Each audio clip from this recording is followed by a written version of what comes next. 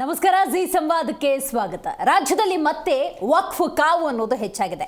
ಮುಖ್ಯಮಂತ್ರಿ ಸಿದ್ದರಾಮಯ್ಯನವರು ಅನ್ವರ್ ಮಾನಪ್ಪಾಡಿ ಹೇಳಿದ ವಿಚಾರವನ್ನ ಪ್ರಸ್ತಾಪ ಮಾಡಿ ಮಗದೊಮ್ಮೆ ಬಿಜೆಪಿಯ ಆಕ್ರೋಶಕ್ಕೆ ಕಾರಣವಾಗಿದ್ದಾರೆ. ಅಫ್ಕೋರ್ಸ್ ಇದು 1-2 ಅಲ್ಲ, 150 ಕೋಟಿಯ ವಿಚಾರ. ಹಾಗಾದ್ರೆ ವಿಜೇಂದ್ರ ಅನ್ವರ್ ಮಾನಪ್ಪಾಡಿಗೆ 150 ಕೋಟಿ ರೂಪಾಯಿಯ ಆಫರ್ ಅನ್ನ ಕೊಟ್ಟಿದ್ರ? ಅದಕ್ಕೆ ಅನ್ವರ್ ಮಾನಪ್ಪಾಡಿ ಏನಂತಾರೆ, ಈಗೇನಂತಾರೆ? ಮುಖ್ಯಮಂತ್ರಿ ಸಿದ್ದರಾಮಯ್ಯನವರು ಮತ್ತು ಕಾಂಗ್ರೆಸ್ ಬಳಗ ಏನಿದೆ, ಈ 150 ಕೋಟಿ ಡೀಲ್ಗೆ ಏನಂತಾರೆ? ಇದು ಸದ್ಯದ ಹಾಟ್ ಚರ್ಚೆಯಾಗಿದೆ. ಈ ಬಗ್ಗೆ ಕೂಲಂಕುಷವಾಗಿ ಮಾತುಕತೆಯನ್ನ ನಡೆಸೋಣ. ನಾನು ದಿವ್ಯಶ್ರೀ.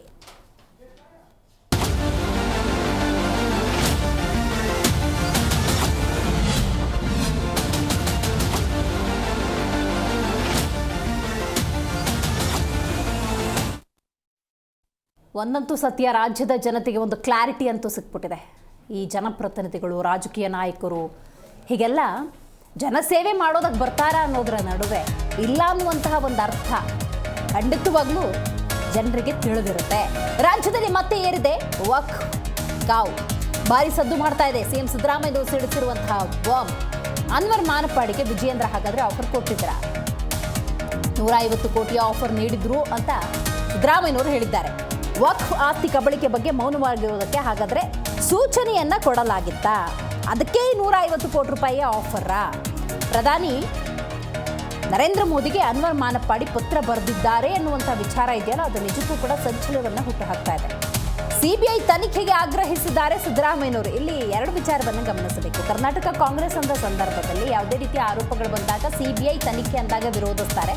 ಈಗ ವಿಜೇಂದ್ರ ಪ್ರಕರಣ ಅಂದಾಗ ಸಿಬಿಐಗೆ ಯಾಕೆ ಕೊಡಬೇಕು ಅನ್ನುವಂಥ ವಿಚಾರವನ್ನು ಮಂಡಿಸ್ತಿದ್ದಾರೆ. ಅದ್ರ ಬಗ್ಗೆನೂ ನಾವು ಕ್ಲಾರಿಟಿಯನ್ನು ಪಡ್ಕೊಳ್ಬೇಕಾಗುತ್ತೆ. ಯಾವಾಗ ಸಿಎಂ ಸಿದ್ದರಾಮಯ್ಯನವರು ಈ ಆರೋಪವನ್ನು ಮಾಡ್ತಾ ಹೋಗ್ತಾರೋ ಆ ಸಂದರ್ಭದಲ್ಲಿ ಬಿಜೆಪಿ ಆಕ್ರೋಶ ಭರಿತವಾಗಿದೆ. ಈ ವಕ್ಫ್ಗೂ ವಿಜೇಂದ್ರಗೆ ಯಾಕೆ ನೀವು ಸಂಬಂಧವನ್ನು ಕಲ್ಪಿಸಿ ಮಾತಾಡ್ತೀರಿ? ಇದರ ನಡುವೆ ರಾಜ್ಯದಲ್ಲಿ ಬೇಕಾದಷ್ಟು ಜ್ವಲಂತ ಸಮಸ್ಯೆಗಳಿದ್ದಾವೆ, ಹಗರಣಗಳಿದ್ದಾವೆ. ಅದನ್ನು ಡೈವರ್ಟ್ ಮಾಡೋದಕ್ಕೆ ವಿಜೇಂದ್ರ 150 ಕೋಟಿ ಅನ್ವರ್ ಮಾನಪ್ಪಾಡಿ ಅನ್ನುವಂಥ ವಿಚಾರವನ್ನು ಪ್ರಸ್ತಾಪ ಮಾಡ್ತಿದ್ದಾರೆ ಹೊರತು ಇದು ಸತ್ಯಕ್ಕೆ ದೂರವಾದ ಮಾತು ಅನ್ನೋದು ಬಿಜೆಪಿ ನಾಯಕರ ಪ್ರತಿಕ್ರಿಯೆ. ರೈಟ್, ಹಾಗಾದ್ರೆ ವಿಜೇಂದ್ರ ಏನು ಹೇಳಿದ್ದಾರೆ, ಅನ್ವರ್ ಮಾನಪ್ಪಾಡಿ ಏನು ಹೇಳಿದ್ದಾರೆ, ಬನ್ನಿ ಕೇಳೋಣ. ಸಹಜವಾಗಿ ನನ್ನಂತ ಮನುಷ್ಯನಿಗೆ ಕೋಪ ಬರಲೇಬೇಕು. ನಾನು 2,30,000 ಕೋಟಿಯ ಒಂದು ಹಗರಣ ಹೊರತಂದು 150 ಕೋಟಿ ರೂಪಾಯಿಯ ಅಂಬಿಷನ್ ಒಡ್ಡಿದ್ದು ನಾನನ್ನು ತಗೊಳ್ಳೋದ ಇದ್ದವನು. ಹಾಗಿರುವಾಗ ಇಂಥ ಒಂದು ಒಳ್ಳೆ ಕಾರ್ಯಗಳನ್ನು ತಂದಾಗ ಇದನ್ನು ಅನುಸರಿಸಿದ್ರೆ ನಾನು ಕೋಪ ಮಾಡಿದ ಮತ್ತೆ ಏನು ಮಾಡಿ? ನಾನು ಬಿಜೆಪಿ ಪಕ್ಷದಲ್ಲಿದ್ದು ಬಿಜೆಪಿ ಕೊಟ್ಟ ಯಾವ ಅಧಿಕಾರ ಇದೆಯೋ ಮೈನಾರಿಟಿ ಕಮಿಷನ್ ಚೇರ್ಮನ್, ಆಗ ನಮ್ಮ ನಾಯಕರ ಚರ್ಚಿಸಿನೇ ಈ ಒಂದು ದೊಡ್ಡ ಹಗರಣದ ಹೊರತಂದವ. ನಾನು ನಾಯಕರ ಜೊತೆ ಚರ್ಚಿಸಿ, ಬಿಜೆಪಿ ಮಾತ್ರ ಅಲ್ಲ ಸಂಘದವರು ಕೂಡ ನನ್ನ ಸೇರಿ RSS ಅವರು ಕೂಡ ಒಳ್ಳೇದ್ ಮಾಡ್ತಾ ಇದೀರಾ ಅಂತ ಹೇಳ್ತಾರೆ. ಇದನ್ನ ಲಾಜಿಕ್ ಎಂಡಿಗೆ ತಕೊಂಡು ಹೋಗ್ಬೇಕಂತ ಹೇಳಿದ್ರು ಕೂಡ ಅವರೇ ಬಂದು ಸಿಎಂ ಮಟ್ಟಿಗೆ ಕೂತ್ಕೊಂಡು ಅನ್ವರ್ ಮಾನಪ್ಪಾಡಿ ರಿಪೋರ್ಟ್ ಅನ್ನ ಮಂಡನೆ ಮಾಡಬೇಕು ಮತ್ತು ಅದನ್ನ ಇಂಪ್ಲಿಮೆಂಟ್ ಮಾಡ್ಬೇಕಂತ ಹೇಳಿದ್ರು. ಸರ್ಕಾರ ಹಿಟ್ ಅಂಡ್ ರನ್ ಮಾಡ್ತಾ ಇದೆ, ಸರ್ಕಾರಕ್ಕೆ ಮಾಹಿತಿ ಇರಲಾರ್ದೆ ಮಾತನಾಡ್ತಾ ಇದ್ದಾರೆ, ಸಚಿವರು ಇಲ್ಲದ ಸಲ್ಲದ ಆರೋಪ ಮಾಡ್ತಾ ಇದ್ದಾರೆ, ನನ್ನ ಮೇಲೆ ಫಾಲ್ಸ್ ಅಲಿಗೇಷನ್ ಮಾಡ್ತಾ ಇದ್ದಾರೆ ಅಂತ ಹೇಳಿದ್ರು. ಮೊದಲನೇದಾಗಿ ಬಿಜೆಪಿ ಅವರಿಗೆ ಮತ್ತೆ ಅವರ ರಾಜ್ಯಾಧ್ಯಕ್ಷರಿಗೆ ಬಹಳ ಸ್ಪಷ್ಟವಾಗಿ ತಿಳಿಸ್ಲಿಕ್ಕೆ ನಾನು ಬಯಸ್ತಾ ಇದ್ದೇನೆ. ಈ ಆರೋಪ ಕಾಂಗ್ರೆಸ್ನವರಾಗ್ಲಿ, ಕಾಂಗ್ರೆಸ್ಸಿನ ಮುಖ್ಯಮಂತ್ರಿಗಳಾಗ್ಲಿ, ಉಪಮುಖ್ಯಮಂತ್ರಿಗಳಾಗ್ಲಿ ಅಥವಾ ನಾನಾಗ್ಲಿ ಮಾಡಿಲ್ಲ. ಈ ಅಕ್ಯೂಸಿಷನ್, ಈ ಅಲಿಗೇಷನ್ ಮಾಡಿರೋದು ನಿಮ್ಮ ಪಕ್ಷದ ಪ್ರಮುಖ ವಕ್ತಾರರು ಮತ್ತೆ ನೀವು ಅಪಾಯಿಂಟ್ ಮಾಡಿದಂಥ ಅಧ್ಯಕ್ಷರು, ಅಲ್ಪಸಂಖ್ಯಾತರ ಆಯೋಗದ ಅಧ್ಯಕ್ಷರು ಅನ್ವರ್ ಮಾನಪ್ಪಾಡಿ ಅವರು. ಮುಖ್ಯಮಂತ್ರಿಗಳ ಸಿದ್ದರಾಮಯ್ಯನವರ ಆದೇಶದಂತೆಯೇ ನಾಗೇಂದ್ರ ಅವರು ಇವತ್ತು 100 ಕೋಟಿ ಲೂಟಿ ಮಾಡಿದ್ದಾರೆ ಅಂತ ಹೇಳಿ ಜನಸಾಮಾನ್ಯರು ಮಾತನಾಡ್ತಾ ಇದ್ದಾರೆ. ಮತ್ತೊಂದು ಕಡೆ ಮೈಸೂರಿನ ಮೂಡ ಹಗರಣ, ಯಾವ ಮುಖ್ಯಮಂತ್ರಿಗಳು ಅಪರಾಧನೆ ಮಾಡಿಲ್ಲ ಅಂತ ಹೇಳ್ತಾ ಇದ್ರು. 62 ಕೋಟಿ ನಿಮಗೆ ಪರಿಹಾರ ನೀಡಲಿ, ನಿವೇಶನವನ್ನ ಹಿಂದಿರುಗಿಸ್ತೇನೆ ಅಂತ ಪಾಪ ಸಿದ್ದರಾಮಯ್ಯನವರು ಹೇಳ್ತಾ ಇದ್ರು. ಯಾವಾಗ ಮುಖ್ಯಮಂತ್ರಿ ಅವರ ಬುಡಕ್ಕೆ, ಅವರ ಸ್ಥಾನಕ್ಕೆ ಬರ್ತಾ ಇದೆ ಮೂಡ ಪ್ರಕರಣದಿಂದ ಮುಖ್ಯಮಂತ್ರಿ ಸ್ಥಾನಕ್ಕೆ ರಾಜೀನಾಮೆ ಕೊಡಬೇಕಾಗ್ತದೆ ಅಂತೇಳಿ ಅರಿವಾದ ಮೇಲೆ 14 ನಿವೇಶನಗಳನ್ನ ಯಾವುದೇ ಪರಿಹಾರ ಇಲ್ಲದೆ ಇವತ್ತು ಮೂಡಾಗೆ ಹಿಂದಿರುಗಿಸ್ತೇನೆ ಅಂತೇಳಿ ಮುಖ್ಯಮಂತ್ರಿ ಘೋಷಣೆ ಮಾಡಿದ್ದಾರೆ, ಕುಟುಂಬ ಘೋಷಣೆ ಮಾಡಿದ್ದಾರೆ. 5,000 ಕೋಟಿಗೂ ಹೆಚ್ಚು ದೊಡ್ಡ ಹಗರಣ ಇವತ್ತು ಮೈಸೂರಿನ ಮೂಡ. ಇವತ್ತು ಸದನದಲ್ಲಿ ಉತ್ತರ ಕರ್ನಾಟಕದ ಜ್ವಲಂತ ಸಮಸ್ಯೆಗಳ ಬಗ್ಗೆ ಚರ್ಚೆ ಆಗಬಾರ್ದು. ಮುಖ್ಯಮಂತ್ರಿಗಳ ಸಿದ್ದರಾಮಯ್ಯನವರ ಆದೇಶದಂತೆಯೇ ನಾಗೇಂದ್ರ ಅವರು ಇವತ್ತು 100 ಕೋಟಿ ಲೂಟಿ ಮಾಡಿದ್ದಾರೆ ಅಂತೇಳಿ ಇವತ್ತು ಜನಸಾಮಾನ್ಯರು ಮಾತನಾಡ್ತಾ ಇದ್ದಾರೆ. ಮತ್ತೊಂದು ಕಡೆ ಮೈಸೂರಿನ ಮೂಡ ಹಗರಣ ಯಾವ ಮುಖ್ಯಮಂತ್ರಿಗಳು ಅಪರಾಧನೆ ಮಾಡಿಲ್ಲ ಅಂತ ಹೇಳ್ತಾ ಇದ್ರು. 62 ಕೋಟಿ ನಿಮಗೆ ಪರಿಹಾರ ನೀಡಲಿ, ನಿವೇಶನವನ್ನ ಹಿಂದಿರುಗಿಸ್ತೇನೆ ಅಂತ ಪಾಪ ಸಿದ್ದರಾಮಯ್ಯನವರು ಹೇಳ್ತಾ ಇದ್ರು. ಯಾವಾಗ ಮುಖ್ಯಮಂತ್ರಿ ಅವರ ಬುಡಕ್ಕೆ ಅವರ ಸ್ಥಾನಕ್ಕೆ ಬರ್ತಾ ಇದೆ ಮೂಡ ಪ್ರಕರಣದಿಂದ ಮುಖ್ಯಮಂತ್ರಿ ಸ್ಥಾನಕ್ಕೆ ರಾಜೀನಾಮೆ ಕೊಡಬೇಕಾಗ್ತದೆ ಅಂತೇಳಿ ಅರಿವಾದ ಮೇಲೆ 14 ನಿವೇಶನಗಳನ್ನ ಯಾವುದೇ ಪರಿಹಾರ ಇಲ್ಲದೆ ರೈಟ್, ಈ ಬಗ್ಗೆ ಮಾತಾಡಲಿಕ್ಕೆ ಮೊದಲನೇದಾಗಿ ನಮ್ಮ ಕಾರ್ಯಕ್ರಮದಲ್ಲಿ ಕಾಂಗ್ರೆಸ್ ವಕ್ತಾರರಾಗಿರುವಂತಹ ದರ್ಶನ್ ಅವರಿದ್ದಾರೆ. ನಮಸ್ಕಾರ ದರ್ಶನ್ ಅವರೇ. ಏನು JDS ವಕ್ತಾರರಾಗಿರುವಂತಹ ಸೈಯದ್ ತಹಸೀನ್ ಅವರಿದ್ದಾರೆ. ನಮಸ್ಕಾರ ಸೈಯದ್ ತಹಸೀನ್ ಅವರೇ. ಏನು ರಾಜಕೀಯ ವಿಶ್ಲೇಷಕರಾಗಿರುವಂತಹ ಪ್ರೊಫೆಸರ್ ಚಂಬಿ ಪುರಾಣಿಕ್ ಅವರು ಇದ್ದಾರೆ, ಝೂಮ್ನಿಂದ ಕನೆಕ್ಟ್ ಆಗಿದ್ದಾರೆ. ಸರ್ ನಮಸ್ಕಾರ. ರೈಟ್ ಸರ್, ಮಾತಾಡ್ತೀನಿ, ಹಾಗೆ ಸಂಪರ್ಕದಲ್ಲಿರಿ. ಏನು BJP ವಕ್ತಾರರಾಗಿರುವಂತಹ ರುದ್ರದೇವ್ ಅವರು ಝೂಮ್ನಿಂದ ಕನೆಕ್ಟ್ ಆಗಿದ್ದಾರೆ. ಸರ್ ನಮಸ್ಕಾರ. ಓಕೆ, ಕಾಂಗ್ರೆಸ್ ವಕ್ತಾರೆ, ನೀವು ಹೇಳಬೇಕು, ವಕ್ಫು BY ವಿಜೇಂದ್ರ ಅವ್ರಿಗೂ ಏನು ಸಂಬಂಧ? ವಾಲ್ಮೀಕಿ ಮೂಡ ಸಾಲು ಸಾಲು ಹಗರಣಗಳಿಂದ ತಪ್ಪಿಸ್ಕೊಳ್ಳೋದಕ್ಕೆ ವಿಜಯೇಂದ್ರ ಮತ್ತು BJP ಮೇಲೆ ಆರೋಪವನ್ನು ಮಾಡ್ತಿದ್ದೀರಾ ಅಷ್ಟೇ?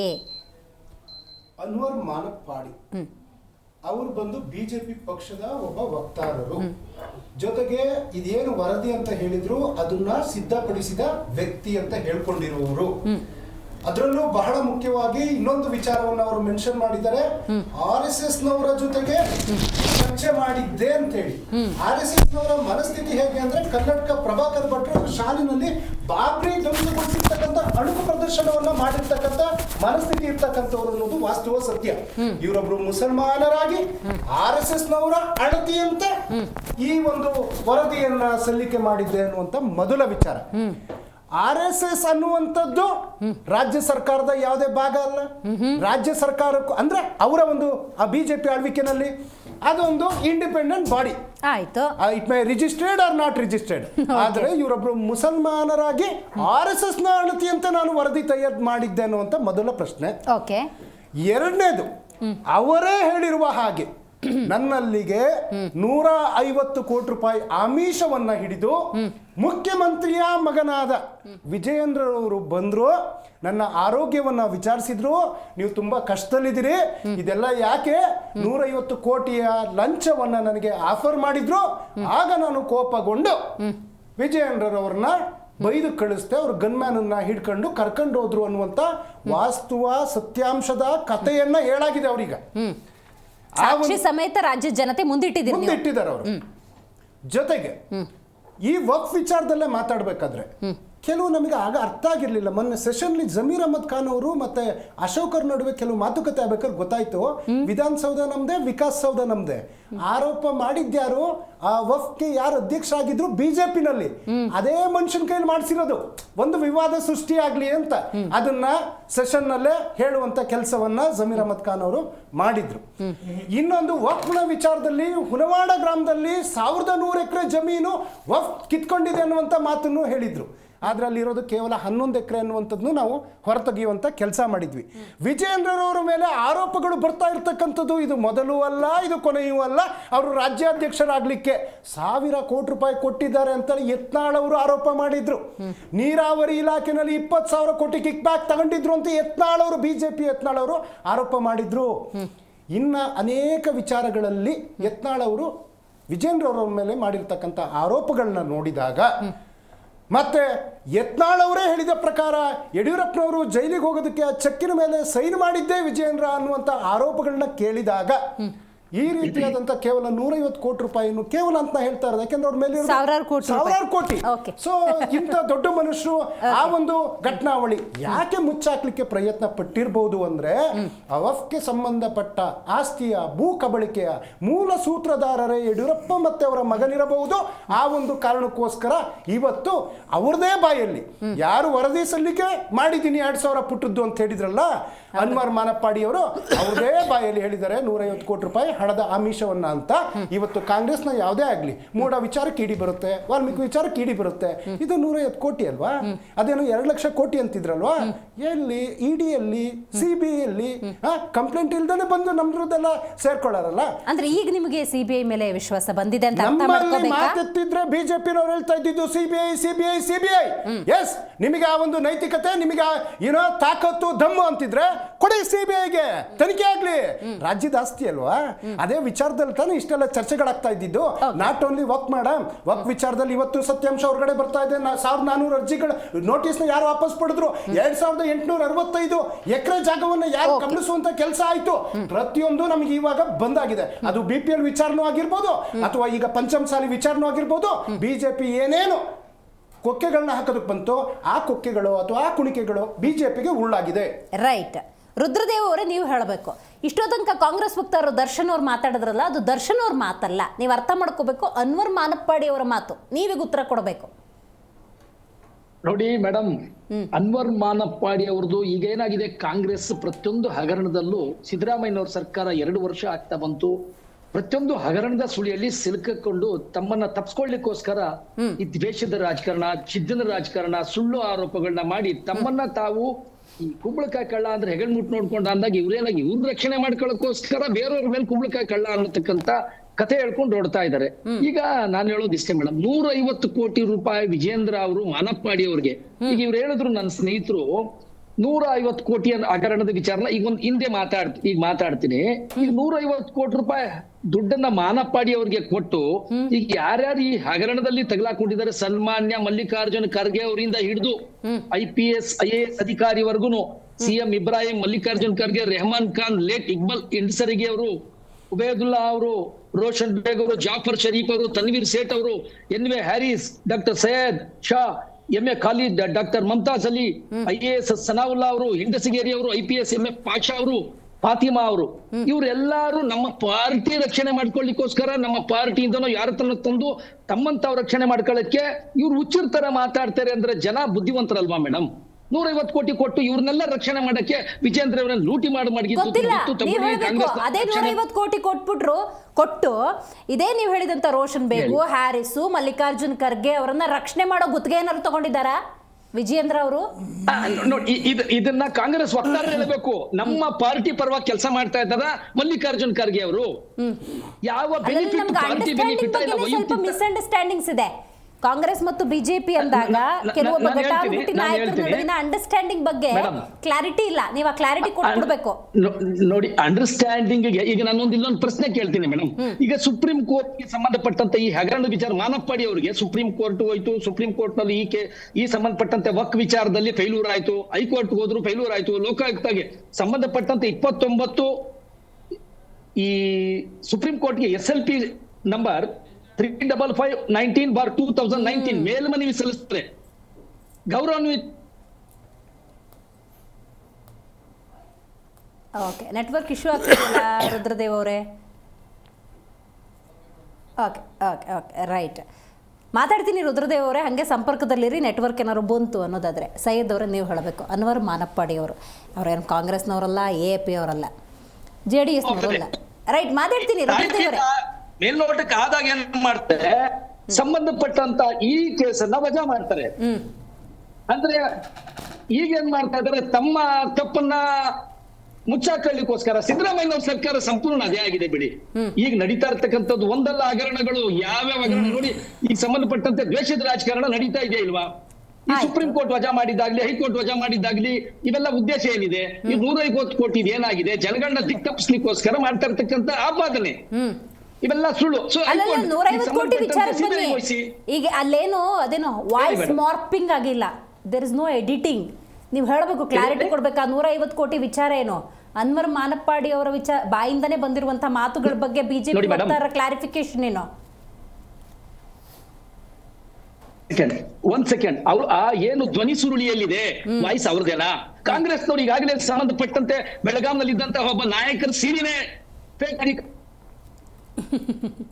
ಸಂಬಂಧಪಟ್ಟಂತೆ ದ್ವೇಷ ಯಾವ ರೀತಿ ಮಾಡ್ತಾ ಇದ್ದಾರೆ ಅನ್ನೋದು ಈ ಇವ್ರಿಗೆ ದೊಡ್ಡ ದೊಡ್ಡ ಸಿಡಿ ಕಂಪನಿಗಳು ಮಾಡಿಕೊಂಡಿದ್ದಾರೆ. ಇವ್ರಿಗೇನ್ ದೊಡ್ಡದಲ್ಲ. ಕಾಂಗ್ರೆಸ್ನವ್ರಿಗೆ ಅಧಿಕಾರ ಉಳಿಸ್ಕೊಳ್ಳಿಕ್ಕೋಸ್ಕರ ಯಾರನ್ನು ಬೇಕಾದ್ರೂ ವಿರೋಧ ಪಕ್ಷ ನೋಡಿ, ಈಗ ಸಂಬಂಧಪಟ್ಟಂತ ನೂರಾರು ಜನ, ಸಾವಿರಾರು ಜನ ಇಡೀ ರಾಷ್ಟ್ರ ಮಟ್ಟದಲ್ಲಿ ಕೋವಿಡ್ ಸಂದರ್ಭದಲ್ಲಿ ಸತ್ರು. ಅಂತ ಸಂದರ್ಭದಲ್ಲಿ ಅದಕ್ಕೇನ್ ಸಂಬಂಧಪಟ್ಟಂತ ಮದ್ದು ಬೇಕು, ಮದ್ದನ್ನ ಇಡೀ ಪ್ರಪಂಚಕ್ಕೆ ಕೊಟ್ಟಂತ ದೇಶ ನಮ್ಮ ಭಾರತ, ಹೆಮ್ಮೆ ಪಡುವಂತ ವಿಚಾರ. ಆದ್ರೆ ತಮ್ಮ ರಾಜಕೀಯ ಅಸ್ತಿತ್ವ 4 ವರ್ಷ, 3 ವರ್ಷ, 2 ವರ್ಷ ಈ ರಾಜಕಾರಣಕ್ಕೋಸ್ಕರ ಸಣ್ಣ ರಾಜಕಾರಣ ಮಾಡಿಕೊಡ್ತಾರಲ್ಲ, ಸತ್ಯನ ಮರೆಮಾಚಿ ಅಧಿಕಾರ ಉಳಿಸ್ಕೊಳ್ಳೋಕೋಸ್ಕರ ಇನ್ನೊಬ್ಬರ ಮೇಲೆ ಆಪಾದನೆ ಮಾಡಿ ಈ ಧ್ವನಿ ಸುರುಳಿನೂ ಕೂಡ ಫೇಕೆ. ಫೇಕ್. Madam, okay. ಯಾರು ತಪ್ಪು ಮಾಡಿದಾರೆ ಜೈಲ್ಗೆ ಹೋಗ್ತಾರೆ. ವಿಜೇಂದ್ರ ಅವರೇನ್ ದೊಡ್ಡವರೆಲ್ಲ, ಸಂಬಂಧಪಟ್ಟಂತೆ ಯಾರಿದ್ರು ಕೂಡ ದೊಡ್ಡವರು ಅಲ್ಲವೇ ಅಲ್ಲ. ಕಾನೂನಿಗೆ ಎಲ್ಲರೂ ಶರಣರಾಗ್ಬೇಕು. ಬಟ್ ಸಿಬಿಐ ವಹಿಸಿ ವಿಜೇಂದ್ರ ಅವರು ತಪ್ಪು ಮಾಡಿದ್ರೆ ಪನಿಷ್ಮೆಂಟ್ ಆಗ್ಲಿ.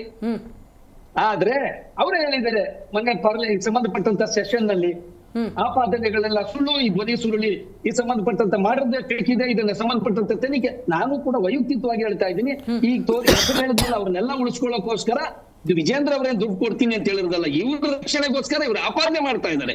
ಈ ಧ್ವನಿ ಸುರುಳಿನೇ ಫೇಕ್. ಓಕೆ, ರೈಟ್, ಮಾತಾಡ್ತೀನಿ. ಸೈಯದ್ ಅವರೇ, ರುದ್ರದೇವ್ ಅವ್ರು ಮಾತಾಡಿದ್ದನ್ನು ಗಮನಿಸಿದ್ರೆ, ಈಗ ನೋಡಿ ಆರೋಪ ಮಾಡಿರೋದು ಯಾರೋ AAPನೋ ಕಾಂಗ್ರೆಸ್ನವರೋ ಅಲ್ಲ, ಅನ್ವರ್ ಮಾನಪ್ಪಾಡಿ BJP ಪರ್ಸನ್. ಅವರೇ ಪಕ್ಷದ ಕುರಿತಂತೆ, ಪಕ್ಷದ ರಾಜ್ಯಾಧ್ಯಕ್ಷರ ಕುರಿತಂತೆ ಮಾತಾಡ್ತಾರೆ ಅನ್ನೋದಾದರೆ ನಿಮ್ಮ ಉತ್ತರ ಏನು? ಆ್ಯಕ್ಚುಲಿ ನೋಡಿ ಮೇಡಮ್, ಇದು ವಕ್ಫ್ ವಿಚಾರಕ್ಕೆ ಬಂದಾಗ it is concern to Muslims. Okay ಅಲ್ವಾ? ಇವಾಗ 150 ಕೋಟಿ ವಿಜೇಂದ್ರ ಇವರಿಗೆ ಆಮಿಷ ಕೊಡ್ತೀನಿ ಅಂತೇಳಿದರೆ, ಅಥವಾ 150 ಕೋಟಿ ತೊಗೊಂಡ್ಬಿಟ್ಟು ಸುಮ್ಮನೆ ಆಗಿಬಿಡಿ ಅಂದರೆ, ನೀವೇನು ರಿಪೋರ್ಟ್ ಕೊಡಬೇಡಿ ಅಂದರೆ, ಬಹುಶಃ ಅಲ್ಲಿ ಹಗರಣ ಏನಾಗಿರ್ಬೋದು ಅಂತ, ಆಯಿತು, ಎಷ್ಟಾಗಿರ್ಬೋದು ಅಂತ. ಯಾಕಂದರೆ 150 ಕೋಟಿ ಹೊಸ ಸೊನ್ನೆಗಳು ತುಂಬ ಜಾಸ್ತಿ ಬರ್ತವೆ. ಆಯಿತು, 150 ಕೋಟಿ ನಾನು ನಿಮ್ಮನ್ನ ಸುಮ್ಮನಿದ್ ಬಿಡಿ ಅಂದರೆ ಹಗರಣ ಎಷ್ಟಾಗಿರ್ಬೋದು, ಎಷ್ಟು ಕೋಟಿದಾಗಿರ್ಬೇಡ. ಇದು ಬಹುಶಃ ನಡೆದಿದ್ರೆ ಯಡಿಯೂರಪ್ಪನವರು CM ಆದಾಗ ಏನಾದರೂ ನಡೆದಿರ್ಬೇಕು. ಆವಾಗ ಕಾಂಗ್ರೆಸ್ ಅವ್ರು ಏನು ಕಳ್ಳೆಕಾಯಿ ತಿಂತಿದ್ರಾ, ನಿದ್ದೆ ಮಾಡ್ತಿದ್ರಾ, ಏನು ಮಾಡ್ತಿದ್ರಿ? ಇಷ್ಟು ದೊಡ್ಡ ಹಗರಣ ನಡಿಬೇಕಂದ್ರೆ ಹೆಚ್ಚು ಕಡಿಮೆ 1000 ಎಕರೆ ಅಟ್ಲೀಸ್ಟ್ ಕರೆಕ್ಟ್ ಎಲ್ಲಾದರೂ ಒಂದು ಕಡೆ it should cross more than 1000 acres, 1500 or 2000 crores. ಆವಾಗಲೇ 150 ಕೋಟಿ ಕೊಡ್ತೀನಿ ಸುಮ್ಮನಿದ್ದು ಬಿಡೋದಕ್ಕೆ. ಅಷ್ಟು ದೊಡ್ಡ ಹಗರಣ ನಡೆಯೋವರೆಗೂ ಆವಾಗ ಕಾಂಗ್ರೆಸ್ ಅಪೋಸಿಷನಲ್ಲಿ ಇತ್ತಲ್ಲ ಮೇಡಮ್, ಏನು ಮಾಡ್ತಾಯಿತ್ತು ಅಂತ ನನ್ನ ಪ್ರಶ್ನೆ. ಆಯಿತಾ? ಇವಾಗ ಇತ್ತೀಚೆಗೆ ನಡೀತಾ ಇರೋ ಪರಿಸ್ಥಿತಿಯಲ್ಲಿ ಮೂಳ, ವಾಲ್ಮೀಕಿ, ಅಬಕಾರಿ ಇದರಲ್ಲೆಲ್ಲ ಸಿಕ್ಕಾಕೊಂಡು ಒದ್ದಾಡ್ತಾ ಇರೋ ಪಂಚಮಸಾಲಿ ಬೇರೆ. ಆಯಿತಾ? ಹಿಂಗಿರೋವಾಗ ಇವರು ಏನು ಬೇಕಾದರೂ ಮಾಡಿಸ್ಬೋದು. ಯಾರು? ಕಾಂಗ್ರೆಸ್ ಅವರು. ಯಾಕಂದರೆ ಜನರಿಗೆ ಡೈವರ್ಟ್ ಮಾಡಬೇಕು. Divert and rule, divide and rule ಅಲ್ಲ. ಬ್ರಿಟಿಷರು ಡಿವೈಡ್ ಆ್ಯಂಡ್ ರೂಲು, ಇವರು ಡೈವರ್ಟ್ ಆ್ಯಂಡ್ ರೂಲ್. ಓಕೆ, ಹಿಂಗಿದೆ divert and rule. Divide and rule ಅಲ್ಲ, ಡೈವರ್ಟ್ ಆ್ಯಂಡ್ ರೂಲ್. ಈಗ ರೀಸೆಂಟ್ಲಿ ಒಂದು ಆಡಿಯೋ ವೈರಲ್ ಆಗ್ತಾ ಇದೆ, ಬಹುಶಃ ತಾವು ಕೇಳಿರ್ಬೋದು. ಯಾರ್ದು ಹೇಳಿ? ನೀವು ಹೇಳಬೇಕು. ಜಮೀರ್ ಅಹಮದ್ ಅವರು, ಏನು ಚಿತ್ರದುರ್ಗ, ಗೊತ್ತಾಯ್ತು. ಈ ನಮ್ಮ ಸ್ಮಶಾನ ಇರುತ್ತಲ್ಲ, ಆ ಭೂಮಿ ಕಬಳಿಕೆ ವಿಚಾರವಾಗಿ ನಡೆದಿರುವಂಥ ವೈರಲ್ ಆಗಿದೆ. ಅದರ ಬಗ್ಗೆ ಕಾಂಗ್ರೆಸ್ ಅವರು ಏನು ಆ್ಯಕ್ಷನ್ ತಗೊಂಡಿದ್ದಾರೆ? ಇವ್ರು 150 ಕೋಟಿ ಇರಲಿ, ಇದ್ರ ಬಗ್ಗೆ ಹೇಳ್ತೀನಿ. ಇಲ್ಲಿ ಇವ್ರು ಏನು ಆ್ಯಕ್ಷನ್ ತಗೊಂಡಿದ್ದಾರೆ? ಸರ್ಕಾರ ಇವ್ರದ್ದು, ಅವರೇ ಮಂತ್ರಿಗಳು. ಮೇಡಮ್, ಈಗ ಬೀಂಗ್ ಎ ಮುಸ್ಲಿಂ ಇವತ್ತು ಸಿಕ್ಕಾಬಟ್ಟೆ ಮನ್ಸಿಗೆ ನೋವಿದೆ ನಮಗೆ. ಹೌದು. ಯಾಕಂದರೆ ಇಂಡಿಯಾದಲ್ಲಿ ವಕ್ಫ್ ಆಸ್ತಿನೇ ತುಂಬ ದೊಡ್ಡದಾಗಿರೋದು. ಈ ವಕ್ಫ್ ಆಸ್ತಿಯಿಂದ ಒಬ್ಬ ಮುಸ್ಲಿಮ್ಸ್ಗೆ ಏನಾದರೂ ಅನುಕೂಲ ಆಗ್ತಾ ಇದೆಯಾ? ಅದು ಯಾರಾದರೂ ಆಗಲಿ, BJP ಇರಲಿ, JDS ಇರಲಿ, ಕಾಂಗ್ರೆಸ್ ಇರಲಿ, ವಾಟ್ ಎವರ್ ಇಟ್ ಈಸ್. ನನ್ನ ಪ್ರಶ್ನೆ, ಈ ವಕ್ಫ್ ಆಸ್ತಿಯಿಂದ, ವಕ್ಫ್ ಅಂದರೆ ಏನು ಗೊತ್ತಾ ಮೇಡಮ್? ಈ ಹಿರಿಯರು, ಶ್ರೀಮಂತರು, ನವಾಬರು ಅಥವಾ ಹಿಂದೂ ರಾಜಗಳು, ಹಿಂದೂ ರಾಜ ಇದ್ರಲ್ಲ ಶಿವಾಜಿ ಮಹಾರಾಜ್ ಥರ, ಇವರು ಸಿಕ್ಕಾಬಟ್ಟೆ ಈ ಮಸೀದಿಗೆ ಇದಕ್ಕಂತ ಲ್ಯಾಂಡ್ ಕೊಟ್ಟಿದ್ದಾರೆ. ದಾನ, ಇದು ದಾನ. ಇದು ಎದಕ್ಕೆ ಕೊಡೋದಂದರೆ ಈ ಮುಸ್ಲಿಮ್ಸಲ್ಲಿ ತೀರಾ ಬಡವರು ಇರ್ತಾರೆ, ವಿಧವೆಯರು, ಅನಾಥರು, ಇಂಥವರಿಗೆ ಯೂಸ್ ಆಗಲಿ ಅಂತ ಒಂದು ಚಿಕ್ಕ ಎಕ್ಸಾಂಪಲ್ ಹೇಳ್ತೀನಿ. ನಮ್ಮ ಪ್ರವಾದಿ ಮುಹಮ್ಮದ್ ರಸೂಲುಲ್ಲಾಹ್ ಇದ್ರಲ್ಲ ಮೇಡಮ್, ಅವ್ರು 3ನೇ ಖಲೀಫಾ ಅಂತ ಹೇಳ್ತೀವಿ ನಾವು. ಖಲೀಫಾ ಅಂದರೆ ಲೀಡರ್. ಉಸ್ಮಾನೆ ಗನಿ ಅಂತ. ಆವತ್ತು ಆ ಕಾಲದಲ್ಲಿ ಒಂದು ತೋಟ ಇತ್ತು, ಈ ಖಜೂರ್ ಅಂತೀವಲ್ಲ, ಹೌದು, ಖಜೂರ್ ತೋಟ ಇತ್ತು. ಆವತ್ತು ವಕ್ಫ್ ಮಾಡಿದ್ರು. ಇವತ್ತಿಗೂ ಅದರಿನ ಇನ್ಕಮ್ಮು ಅವ್ರ ಹೆಸರಲ್ಲಿ ಈ ತೀರಾ ಬಡವರು ಇರ್ತಾರಲ್ಲ ಇಂಥ ಕಂಟ್ರೀಸ್ಗೆ, ಅವ್ರಿಗೆ ಅದು ಫಲ ಸೇರ್ತಾ ಇದೆ. ಇಲ್ಲಿ ನಮ್ಮ ಇಂಡಿಯಾದಲ್ಲಿ ಏನಾಗ್ತಾ ಇದೆ, ಒಂದು ವಕ್ಫ್ ಕಡೆಯಿಂದ ಸ್ಕೂಲ್ ಮಾಡಿದ್ದಾರಾ ಮುಸ್ಲಿಮ್ಸ್ಗೋಸ್ಕರ, ಮುಸ್ಲಿಂ ತಾನೇ ಅದು ಆಸ್ತಿ, ಮುಸ್ಲಿಮ್ಸ್ಗೋಸ್ಕರ ಒಂದು ಸ್ಕೂಲ್, ಒಂದು ಕಾಲೇಜ್, ಒಂದು ಯೂನಿವರ್ಸಿಟಿ, ಒಂದು ಇಂಜಿನಿಯರಿಂಗ್ ಕಾಲೇಜ್, ಒಂದು ಮೆಡಿಕಲ್ ಕಾಲೇಜ್ ಎಲ್ಲಿದೆ? ಯಾರ್ಯಾರು ವಕ್ಫಿಗೆ ಬರ್ತಾರೋ ಬೇರೆ ಅವ್ರ ಮನೆ ಮಾತ್ರ ಉದ್ಧಾರ ಆಗುತ್ತೆ. ಚಿಕ್ಕದ ಮನೆ ಹೋಗಿ ಹೈಫೈ ಆಗುತ್ತೆ, ಚಿಕ್ಕದ ಕಾರ್ ಹೋಗ್ಬಿಟ್ಟು BMW ರೋಸ್ ರೇಸೋ ಏನೋ ಒಂದು ಆಗುತ್ತೆ. ಆದರೆ ಇಲ್ಲಿವರೆಗೂ ಮುಸ್ಲಿಮ್ಗೋಸ್ಕರ ಯಾವುದೂ ಆಗಿಲ್ಲ. ವಕ್ಫಿಂದ ಏನು ಪ್ರಯೋಜನ ಮುಸ್ಲಿಮ್ಗಂತೂ ಇಲ್ಲ. ಇಲ್ಲಿ ಯಾರ್ಯಾರು ಚೇರ್ಮನ್ ಆಗ್ತಾರೋ, ಮೆಂಬರ್ಸ್ ಆಗ್ತಾರೋ ಅವ್ರಿಗಾಗುತ್ತೆ. ಆಮೇಲೆ ಮಿನಿಸ್ಟರ್ಸ್ ಯಾರು ಆಗ್ತಾರೋ ಅವ್ರಿಗೆ ಅನುಕೂಲ ಆಗುತ್ತೆ. ಹಂಗಾರೆ ನೀವು ಪ್ರಶ್ನೆ ಮಾಡಂಗಿಲ್ಲ, ನಿಮ್ಮವರೇ ಆಗ್ತಾರೆ ಅನ್ನೋದಾದ್ರೆ ಆ ಮಿನಿಸ್ಟ್ರಿ ಅವರೇ ಕೂತ್ಕೋತಾರೆ. ಇವಾಗ ನಮ್ಮವ್ರಿಗೆ ಅಲ್ವಾ ಕೊಡೋದು ಮಿನಿಸ್ಟರ್. ಇವಾಗ ನಮ್ಮ ಪರಿಸ್ಥಿತಿ ಹೆಂಗಾಗಿದೆ ಅಂದರೆ ಮುಸ್ಲಿಂ ಅಲ್ಪಸಂಖ್ಯಾತರಿಗೆ ತುಳಿದಿಟ್ಟವ್ರೆ. ಫಸ್ಟ್ ನಿಮಗೆ ಎಜುಕೇಶನ್ ಕೊಡಬಾರ್ದು. ಎಜುಕೇಶನ್ ಕೊಟ್ಬಿಟ್ರೆ ಕಷ್ಟ, ಅರ್ಥ ಮಾಡ್ಕೊಂಡ್ಬಿಡ್ತೀರಿ. ಇವತ್ತು ನಮ್ಮ DJ ಹಳ್ಳಿ ಹೆಚ್ಚು ಕಡಿಮೆ ಒಂದು 500 ಜನಕ್ಕೆ ಹೋಗಿ ವಕ್ಫ್ ಅಂತ ಕೇಳಿ ಅದೇನಂತ ಗೊತ್ತಿರಲ್ಲ. ಏನಾದರೂ ಒಬ್ಬ ಲೀಡರ್ ಜಮೀರ್ ಬೈ ವಕ್ಫಿ ಆಸ್ತಿ ಮಾಡ್ದಲ್ಲೇ ಉಠೋರ ಅಂತ ಎದ್ಬಿಡ್ತಾರೆ, ಏನು ಗೊತ್ತಿರಲ್ಲ. ಓಕೆ, ಮಾತಾಡ್ತೀನಿ, ಅಲ್ಲಿ ಡೀಟೇಲ್ ಆಗಿ ಮಾತಾಡ್ತೀನಿ. AP ವಕ್ತಾರಾಗಿರುವಂಥ ಶಿವಾನಂದ ರೆಡ್ಡಿ ಅವರು ಭಾಗಿಯಾಗಿದ್ದಾರೆ. ನಮಸ್ಕಾರ ಶಿವಾನಂದ. ನಮಸ್ಕಾರ. ಸೊ BJP ಅಂದಾಗ ಇದುವರೆಗೂ ಕೂಡ ವಕ್ಫ್ಗೋಸ್ಕರ ಹೋರಾಟವನ್ನು ಮಾಡ್ತಾ ಇತ್ತು. ವಕ್ಫ್ ಆಸ್ತಿಯನ್ನು ಕಬಳಿಸ್ತಾ ಇದ್ದಾರೆ. ನಿರಂತರವಾದಂಥ ಹೋರಾಟದ ಫಲಶ್ರುತಿ ಏನು ಅಂದರೆ ಇವತ್ತು ಕೋಲ್ ಕೊಟ್ಟು BJPಯವರೇ ಹೊಡೆಸ್ಕೊಳ್ಳೋ ಪರಿಸ್ಥಿತಿ ಬಂದ್ಬಿಟ್ಟಿದೆ. 150 ಕೋಟಿ ಆಫರ್ ವಿಜಯೇಂದ್ರ ಅವರ ಹೆಸರಿಂದಂತ ಏನು ಹೇಳಕ್ಕೆ ಬಯಸ್ತೀರಿ ಮೇಡಮ್? ಫಸ್ಟ್ ಆಫ್ ಆಲ್ ಈ ವರ್ಕ್ ಆಸ್ತಿ ಯಾರ್ದು? ಇದು ಫಸ್ಟು ಮೊಘಲರಿಗಿಂತ ಮುಂಚೆ ಬಂದಿದ್ದಿದ್ದು. ಮೊಘಲರು ಅವರು ಇಟ್ಕೊಂಡಿದ್ರು. ಆವಾಗ ಈ ನಮ್ಮ ಇಂಡಿಯಾ ಪಾಕಿಸ್ತಾನ ಬೈಫರ್ಕೇಷನ್ ಆದಾಗ ಕೆಲವರು ಪಾಕಿಸ್ತಾನದವ್ರು ಬಿಟ್ಟು ಇಂಡಿಯಾದವ್ರಲ್ಲಿ ಬಿಟ್ಟು ಪಾಕಿಸ್ತಾನ್ಗೆ ಹೋದರು. ಆವಾಗ ಇವರು ನೆಹರು ಅವರು ಬಂದರು. ಆವಾಗ ಈ ವರ್ಕ್ ಬೋರ್ಡ್ ಆಸ್ತಿನ ಬಡವರಿಗೆ ಹಂಚಬೇಕು ಅಂತ ಒಂದಿತ್ತು. ಬಡವ್ರಿಗೆ ಹಂಚಲಿಲ್ಲ. ಬ್ರಿಟಿಷರು ಇದ್ರು ಅವಾಗ. ಬ್ರಿಟಿಷರ ಕಾಲದಲ್ಲಿ ಅವ್ರು ಹಂಗೆ ಇಟ್ಕೊಂಡಿದ್ರು. ಅವ್ರು ಯಾರ ಹೆಸರಿಗೂ ಹಂಚಿರಲಿಲ್ಲ. ಅಂದರೆ ಅವರೇ ಕಂಟ್ರೋಲಲ್ಲಿತ್ತು. ಅದರಿಂದ ಅವ್ರಿಗೆ ಯಾರಿಗೂ ಹಂಚಕ್ಕೆ ಹೋಗಿರಲಿಲ್ಲ. ಅದೇನಾಯಿತು, ಅವ್ರ ಆಸ್ತಿ ಅವ್ರ ಹೆಸರಲ್ಲೇ ಇತ್ತು.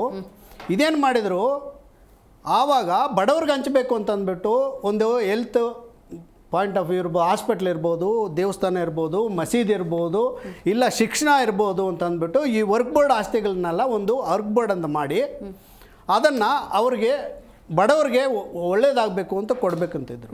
ಇವಾಗ ತಮಿಳ್ನಾಡಿನಲ್ಲಿ ಒಂದು ಹಳ್ಳಿನೇ ವರ್ಕ್ ಬೋರ್ಡ್ ಆಸ್ತಿ ಅಂತಾರೆ.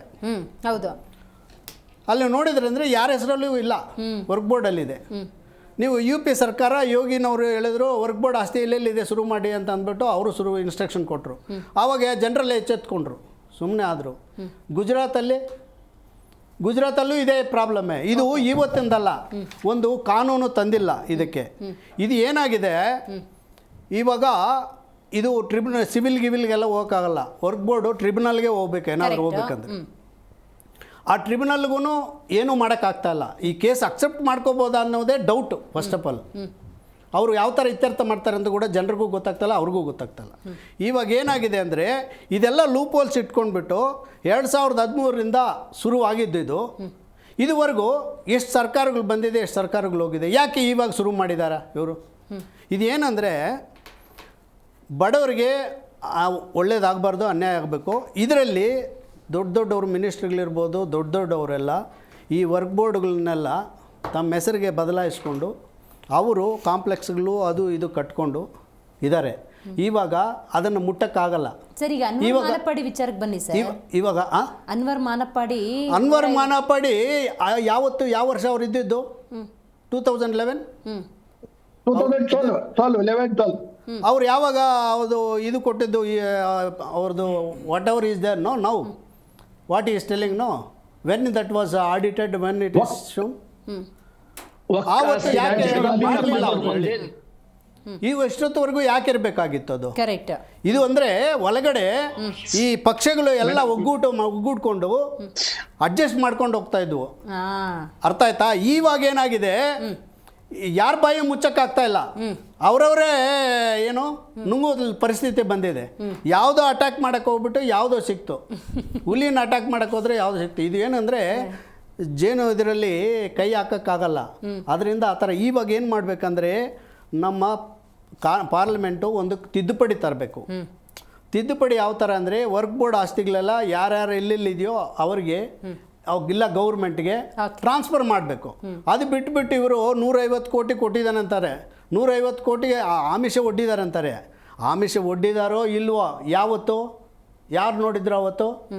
ಯಾರು ಬೇಕಾದ್ರೂ ಏನು ಬೇಕಾದ್ರೂ ಹೇಳ್ಬೋದು. ಅವ್ರು ಎಷ್ಟು ತಗೊಂಡಿದ್ದಾರೆ ಸ್ಟೇಟ್ಮೆಂಟ್ ಕೊಡೋಕ್ಕೆ? ಯಾರ ಕೈಯಿಂದ ತಗೊಂಡಿದ್ದಾರೆ? ಫಸ್ಟ್ ಆಫ್ ಆಲ್ ಬಡವ್ರಿಗೆ ಏನು ಒಂದು ಸಿಗ್ತಾ ಇದೆ ಹೇಳಿ ಹೋದ್ರಾಗ್ಲಿ. ಇವ್ರು ರಾಜಕೀಯದಲ್ಲಿ ಈ ವರ್ಕ್ ಬೋರ್ಡ್ ಅಂತ ಇಟ್ಕೊಂಡ್ಬಿಟ್ಟು ಜನರಿಗೆ ಅನ್ಯಾಯ ಆಗ್ತಾ ಇದೆ, ಜನರಿಗೆ ತಲೆ ತಿಂತಾ ಇದ್ದಾರೆ. ಇದರಿಂದ ಯಾರಿಗೂ ಉಪಯೋಗ ಆಗ್ತಾ ಇಲ್ಲ. ಒಂದು ಕಾನೂನು ತಿದ್ದುಪಡಿ ಮಾಡಿ ಎಲ್ಲೆಲ್ಲಿದೆಯೋ ಅದೆಲ್ಲ ಟ್ರಾನ್ಸ್ಫರ್ ಮಾಡೋ ಥರ ಯಾರು ಗೌರ್ಮೆಂಟ್ಗೆ ಟ್ರಾನ್ಸ್ಫರ್ ಮಾಡ್ಕೋಬೇಕಾ ಇಲ್ಲ ಅವ್ರವ್ರಿಗೆ ಮಾಡ್ಕೋಬೇಕಂತ. ಇವರು ಯಾರ ಆಸ್ತಿನೂ ಮುಟ್ಗೋಲು ಹಾಕ್ಕೊಳ್ಳೋಕ್ಕಾಗಲ್ಲ, ವರ್ಕ್ ಬೋರ್ಡ್ದು ಅದು ಏನೂ ಮಾಡೋಕ್ಕಾಗಲ್ಲ. ಇದು ಮೊಘಲರದ್ದು ಬ್ರಿಟಿಷರ ಕಾಲದಿಂದ ಇರೋದು, ಇವತ್ತು ನಿನ್ನೆ ಬಂದಿಲ್ಲ. ಅದರಿಂದ ಇಲ್ಲೇನಂದರೆ ಭ್ರಷ್ಟಾಚಾರದಲ್ಲಿ ಮುಳುಗೋಗಿದೆ ಈ ಪಕ್ಷಗಳೆಲ್ಲ. ಈ ಭ್ರಷ್ಟಾಚಾರಗಳು ಬಿಟ್ಬಿಟ್ಟು ಬೇರೆದು ಯಾವುದು ಮಾತಾಡಲ್ಲ ಡೆವಲಪ್ಮೆಂಟ್ ಆಗಲಿ.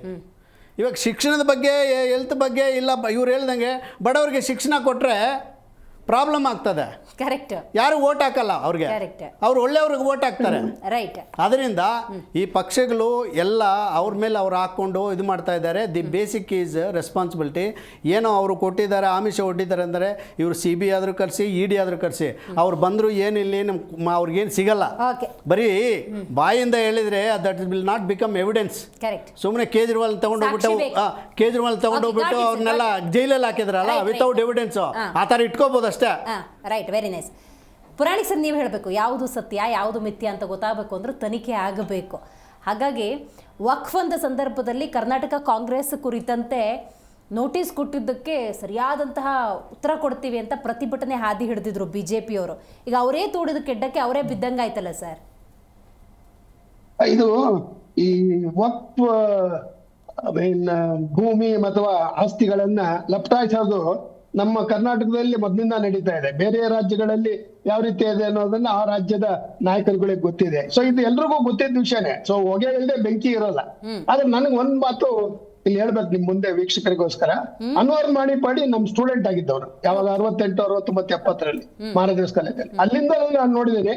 Is a very honest and straight forward person. ಆಮೇಲೆ ಅನೇಕ ಸಾರಿ ಈ ವರದಿ ಬಗ್ಗೆ ಅನೇಕ ಟಿವಿ ಮಾಧ್ಯಮಗಳ ಇದರಲ್ಲಿ ಚಾನೆಲ್ ಅಲ್ಲಿ ಚರ್ಚೆಗೆ ನಾವಿಬ್ಬರು ಭಾಗವಹಿಸಿದ್ದೇವೆ.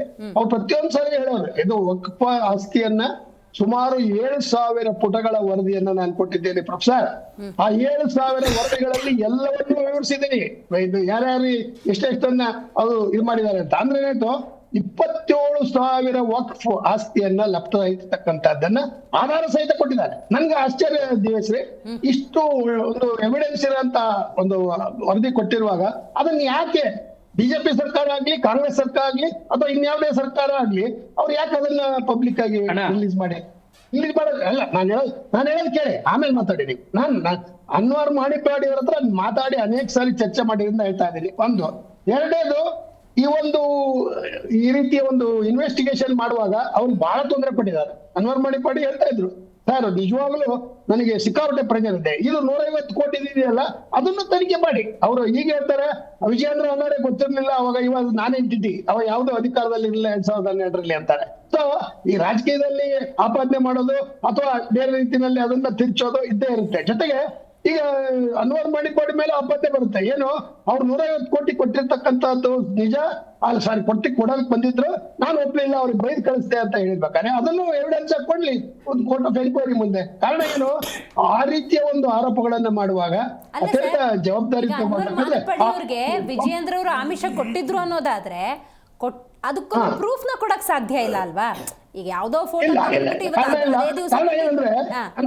ಅನ್ವರ್ ಮಾಡಿಕೊಡಿನೇ ಹೇಳಿದ್ದಾರೆ. ಅದು ಆಗ ವಿಜಯೇಂದ್ರ ಪ್ರಾಮುಖ್ಯತೆಯಲ್ಲಿ ಇರ್ಲಿಲ್ಲ, ಅವ್ರ ತಂದೆ ಮುಖ್ಯಮಂತ್ರಿ ಆಗಿರ್ಬೋದು, ಅದೆಲ್ಲ ಇರ್ಬೋದು. ಸೊ ಇದನ್ನ ಹಿಸ್ಟಾರಿಕಲಿ ನಾವು ನೋಡೋದಾದ್ರೆ ಅದಕ್ಕಿಂತ ಮುಂಚೆನೆ ಈ ಒಂದು ವಕ್ಫ್ ಆಸ್ತಿಯನ್ನ ಕಬಳಿಸ್ತಕ್ಕಂಥದ್ದು ನಡೆದಿದೆ. ಬೆಂಗಳೂರಿನಲ್ಲಂತೂ very important, very very precious and most ಏನಂತಾರೆ ವ್ಯಾಲ್ಯೂಬಲ್ ಪ್ರಾಪರ್ಟೀಸ್ ನ ವಕ್ಫ್ ಪ್ರೈವೇಟ್ ಮಾಡ್ಕೊಂಡ್ಬಿಟ್ಟಿದ್ದಾರೆ. ಸೊ ಅದರಿಂದ ಇದು ತನಿಖೆ ಆಗ್ಲೇಬೇಕು. ವೆದರ್ ಸಿಬಿಐ ಮಾಡುತ್ತೋ ಸಿದ್ದರಾಮಯ್ಯ ಗೌರ್ಮೆಂಟ್ ಮಾಡುತ್ತೋ ಏನೋ ಬೇರೆ ವಿಷಯ.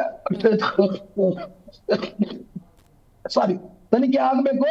ಈ ತನಿಖೆಯ ಮೂಲಕ ಈ ಸುಳ್ಳು ಆರೋಪ ನಿಜ ಆರೋಪ, ಯಾರು ಕಳ್ಳ ಯಾರು ಸುಳ್ಳ ಅಂತಕ್ಕಂಥದ್ದು ಇದೆಯಲ್ಲ ಅದು ಹೊರಗೆ ಬರ್ಬೇಕು. That is how I look at it. But ನಾವು ಸೈಯದ್ ಅವರ ಒಪಿನಿಯನ್ ಒಪ್ತೇನೆ. ಪಾಪ ಅವರು ಆನೆಸ್ಟ್ ಆಗಿ ಹೇಳಿದ್ರು, ವಕ್ಫ್ ಆಸ್ತಿಯನ್ನ ಬಡ ಜನರಿಗೆ ಉಪಯೋಗಿಸಿಲ್ಲ ಅಂತ ಸೈಯದ್ ಅವ್ರು ಹೇಳೋ ಕತೆ. ಓಕೆ, ಮಾತಾಡೋಣ ಚಂಬಿ ಪುರಾಣಿಕ್ ಸರ್ ಜೊತೆ ಮತ್ತಷ್ಟು ವಿಚಾರವನ್ನು. ಇಲ್ಲಿ ಗಮನಿಸಬೇಕಾದ ಮಗದೊಂದು ಅಂಶ ಅಂತ ನಾವು ನೋಡೋದಾದರೆ, ಸೈಯದ್ ತಹಸೀನ್ ಅವ್ರು ಹೇಳ್ದಂಗೆ 150 ಕೋಟಿಗೆ ಡೀಲ್ ಆಗಿತ್ತು ಅಂತಲೇ ಇಟ್ಕೊಳ್ಳೋಣ. ಮರೆಮಾಚಬೇಕು ಅಂದುಕೊಂಡಂತಹ ಆಸ್ತಿಯ ಮೌಲ್ಯ ಹಾಗಾದರೆ ಎಷ್ಟಿರಬೇಡ, ರೈಟ್? BJP ಹಗರಣನೇ ಮಾಡ್ತಿತ್ತು ಅನ್ನೋದಾದರೆ ಪ್ರತಿಪಕ್ಷ, ವಿರೋಧ ಪಕ್ಷ ಅಥವಾ ಕಾಂಗ್ರೆಸ್ ಅಂತ ಒಂದಿತ್ತಲ್ಲ, ಆ ಟೈಮಲ್ಲಿ ಯಾಕೆ ಸೈಲೆಂಟ್ ಆಗಿತ್ತು ಅಂತ. ಅದಕ್ಕೆ ಕಾಂಗ್ರೆಸ್ ವಕ್ತಾರರು ಏನು ಹೇಳ್ತಾರೆ ಕೇಳೋಣ. ಇದು ವಕ್ಫ್ ಡೀಲ್. ರಾಜ್ಯದಲ್ಲಿ ಕರ್ನಾಟಕ ಕಾಂಗ್ರೆಸ್ ಸರ್ಕಾರದಲ್ಲಿ 100 ನೋಟಿಸ್ಗಳನ್ನು ಏನು ವಕ್ಫ್ ವಿಚಾರವಾಗಿ ಕೊಟ್ಟಿದ್ದಾರೆ ಅನ್ನುವಂಥ ನಿಟ್ಟಿನಲ್ಲಿ BJP ಅವರು ಹೋರಾಟ ಮಾಡಿದ್ದೇ ಮಾಡಿದ್ದು. ಇವತ್ತು BJP 150 ಕೋಟಿ ಅನ್ನುವಂಥ ಡೀಲಿಗೆ ಬಂದು ಸಿಗಾಕೊಂಡ್ಬಿಟ್ಟಿದೆ.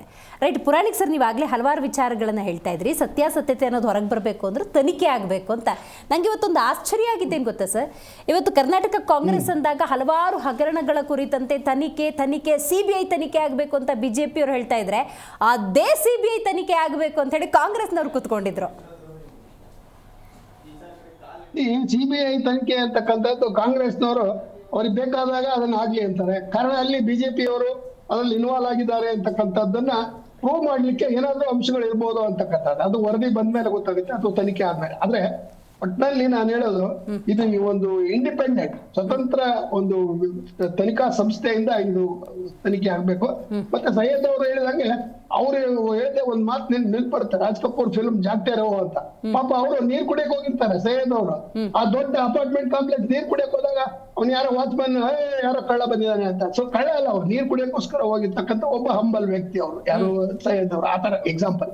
ಸೊ ಆಮೇಲೆ ಅವರು ಇದರಿಂದ ತಪ್ಪಿಸ್ಕೊಳ್ಳೋಕೋಸ್ಕರ ಪ್ರತಿಯೊಂದು ಮಹಡಿಯಲ್ಲೂ ಅನೇಕ ಕಡೆಗೆ ಸುತ್ತಾಡ್ತಾರೆ. ಆವಾಗ ಅವ್ರಿಗೆ ಕಾಣೋದೇನಂದ್ರೆ, ಯಾವ ಸಮಾಜದಲ್ಲಿ ದೊಡ್ಡ ದೊಡ್ಡ ವ್ಯಕ್ತಿಗಳು ದೊಡ್ಡ ದೊಡ್ಡ ಸ್ಥಾನದಲ್ಲಿದ್ದಾರೋ ಅವರುಗಳ ಒಂದು ಡಬಲ್ ಡೀಲಿಂಗ್ ಅಥವಾ ಅಲ್ಲಿ ನಡೀತಕ್ಕಂಥ ಅಕ್ರಮಗಳು, ಇನ್ಕ್ಲೂಡಿಂಗ್ ಫೇಕ್ ನೋಟ್ಸ್, ಅಂದ್ರೆ ಈ ರೀತಿಯ ಇದನ್ನ ನೋಡ್ತಾ ಕೊನೆಗೆ ಅದೊಂದು ರೀತಿಯಲ್ಲಿ ವಿರೋಧಾಭಾಸದ ರೀತಿಯಲ್ಲಿ ಕಾಣುತ್ತೆ. ಅಂದ್ರೆ ಏನು, ದೊಡ್ಡ ಕಳ್ಳರನ್ನ ಹಿಡಿಯೋದು ಬಿಟ್ಟು ಒಬ್ಬ ಸಾಮಾನ್ಯ ವ್ಯಕ್ತಿಯನ್ನ ನಾವು ಹಿಡಿಲಿಕ್ಕೆ ಇಡೀ ತನಿಖಾ ಸಂಸ್ಥೆಯನ್ನು ನಾವು ಬಳಸ್ತಾ ಇದ್ದೀವಿ. ಇವತ್ತು ಆಗಿರೋದೇ ಅದೇ. ಯಾಕೆಂದ್ರೆ ದೊಡ್ಡ ಶ್ರೀಮಂತರಿಗೆ ಒಳ್ಳೊಳ್ಳೆ ಲಾಯರ್ ಇದ್ದಾರೆ, ಅವ್ರ ಮೂಲಕ ಅವ್ರಿಗೆ ಬೇಲ್ ಸಿಗುತ್ತೆ ಅಥವಾ ಅವರು ಜೈಲಿನಿಂದ ತಪ್ಪಿಸ್ತಾರೆ, ಅವ್ರನ್ನ ಅರ್ಜಿ ಮಾಡೋ ಅಂತ ಕಪಿಲ್ ಸಿಬಾಲ್. ಸೊ ಅದರಿಂದ ನನ್ನ ಪ್ರಕಾರ ಏನಂದ್ರೆ ಇದೊಂದು ದೊಡ್ಡ ಹಗರಣ. ಕರ್ನಾಟಕದಲ್ಲಿ ಎಂದೂ ಆಗಿರತಕ್ಕಂತ ದೊಡ್ಡ ಹಗರಣ. 24,000 ಎಕರೆ ವಕ್ಫ್ ಪ್ರಾಪರ್ಟಿ. ಆ ವಕ್ಫ್ ಪ್ರಾಪರ್ಟಿ ನಗರದಲ್ಲಿಯೂ ಆಗಿದೆ, ಗ್ರಾಮಾಂತರ ಪ್ರದೇಶಗಳಲ್ಲಿ ಆಗಿದೆ, ತಾಲೂಕು ಜಿಲ್ಲಾ ಪ್ರದೇಶಗಳಲ್ಲಿ ಆಗಿದೆ. ಅದರಿಂದ ಇದನ್ನ ಮುಖ್ಯಮಂತ್ರಿಗಳು ಮನಸ್ಸು ಮಾಡಿ ಇದಕ್ಕೊಂದು ತನಿಖೆ ಆಗ್ಲಿ ಅಂತಕ್ಕಂಥದ್ದನ್ನ CBI ಲೆಟರ್ ಬರೀಬಹುದು. ಯಾಕಂದ್ರೆ ಅವ್ರು CBI ಬರೆದ್ರೆ CBI ಅದನ್ನ ಗಂಭೀರವಾಗಿ ತೆಗೆದುಕೊಳ್ಳುತ್ತೆ. ಯಾಕಂದ್ರೆ ಫಸ್ಟ್ ಟೈಮ್ ಮುಖ್ಯಮಂತ್ರಿಗಳು ಅದಕ್ಕೆ CBIಗೆ ಇನ್ವೈಟ್ ಮಾಡಿ. ಈಗಾಗಲೇ ಅವ್ರು CBI ತನಿಖೆ ಮಾಡ್ಕೊಡೋದು ನಮ್ಮ ಪರ್ಮಿಷನ್ ಇದೆ ಅಂತ ಹೇಳಿದ್ದಾರೆ. ಅದು ಅಗತ್ಯ ಇರಲಿಲ್ಲ.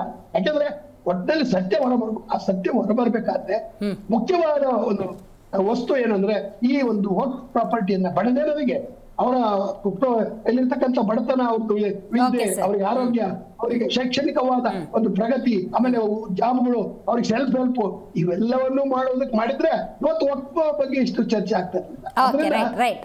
ನನ್ನ ಪ್ರಕಾರ this is one of the biggest scandals. ಆ ಸ್ಕ್ಯಾಂಡಲ್ ಅನ್ನ ನೀವು ಹೊರತರಬೇಕಾದ್ರೆ ದೊಡ್ಡ ಹೆಗ್ಗಣಗಳನ್ನ, ದೊಡ್ಡ ದೊಡ್ಡ ಹಿತಾಸಕ್ತಿಗಳನ್ನ ಲಪಟಾಯಿರ್ತಕ್ಕಂಥವ್ರನ್ನ ಇವತ್ತು ಸಮಾಜದಲ್ಲಿ ಅವ್ರು ಕೋಟ್ಯಾಂತರ ರೂಪಾಯಿ ಆಸ್ತಿಯನ್ನು ಹೊಂದಿದ್ದಾರೆ. ಅವರನ್ನ ನೀವು ಎಕ್ಸ್ಪೋಸ್ ಮಾಡ್ಬೇಕೆ ಹೊರತು ಆ ಇಲ್ಲ ಸಲ್ಲದ ಕಾರಣಗಳನ್ನು ಹೇಳಿ ಅನ್ವರ್ ಮಣಿಪಾಡಿ ಎಷ್ಟು ದುಡ್ಡು ತಗೊಂಡು ವಿಜಯೇಂದ್ರನ್ ಬಗ್ಗೆ ವಾಪಸ್ ತಗೊಂಡಿದ್ದಾರೆ, ಈ ತರ ಕ್ಷುಲ್ಲಕವಾದಾಗ್ತದೆ. ತನಿಖೆ ಆಗಲಿ, ಇಡೀ ಕ್ಯಾಬಿನೆಟ್ ಡಿಸೈಡ್ ಮಾಡಿ, ಆವಾಗ ಅದರ ಪ್ರಾಮಾಣಿಕತೆ ಆಗುತ್ತೆ. ಜನ ಬೆಸ್ತಾರೆ. ಕರ್ನಾಟಕದ ಜನತೆಗೆ ಈ ಸತ್ಯ ಹೊರಬೇಕಾದ್ರೆ ಒಂದ್ ರೀತಿ ತನಿಖೆ ಆಗ್ಬೇಕು. ಅದು ಸಿಬಿಐ ಅಥವಾ ತನಿಖೆ ಬಿಟ್ಟಿದ್ದು, ಅಂದ್ರೆ ಕೇಂದ್ರ ಸಂಸ್ಥೆಯಿಂದ ತನಿಖೆ ಆದಾಗ ಬಹುಶಃ ಅವರು ದೂರದಿಂದ ಎಲ್ಲರನ್ನೂ ನಿಷ್ಪಕ್ಷಪಾತವಾಗಿ ತನಿಖೆಗೆ ಒಳಪಡಿಸ್ತಾರೆ ಅಂತಕ್ಕಂಥದ್ದು ಭಾವನೆ.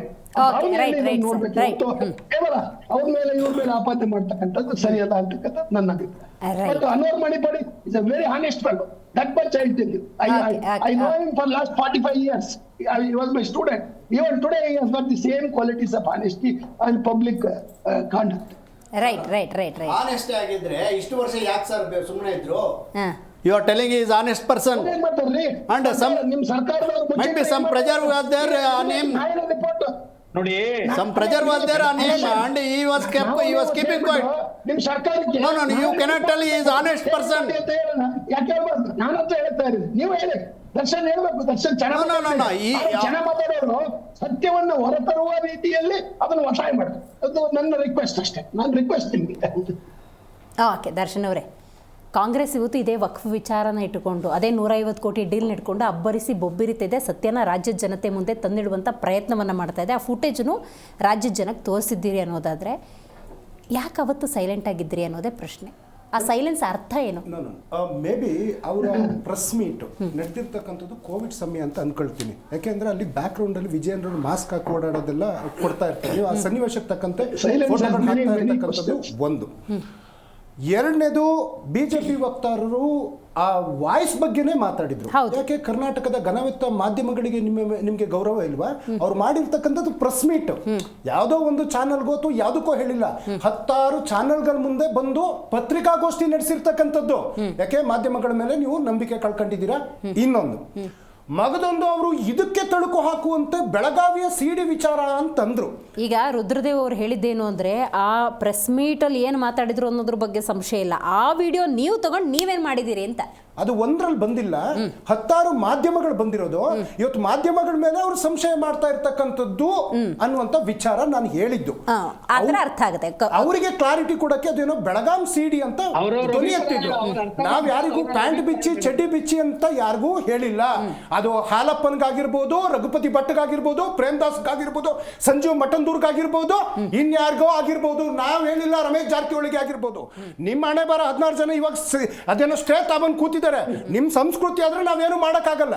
ಇನ್ನೊಂದು, ವಕ್ಫ್ ವಿಚಾರದಲ್ಲಿ ಅವರು ಅನೇಕ ನಾಯಕರ ಹೆಸರೆಲ್ಲ ಹೇಳ್ತಾ ಬಂದ್ರು.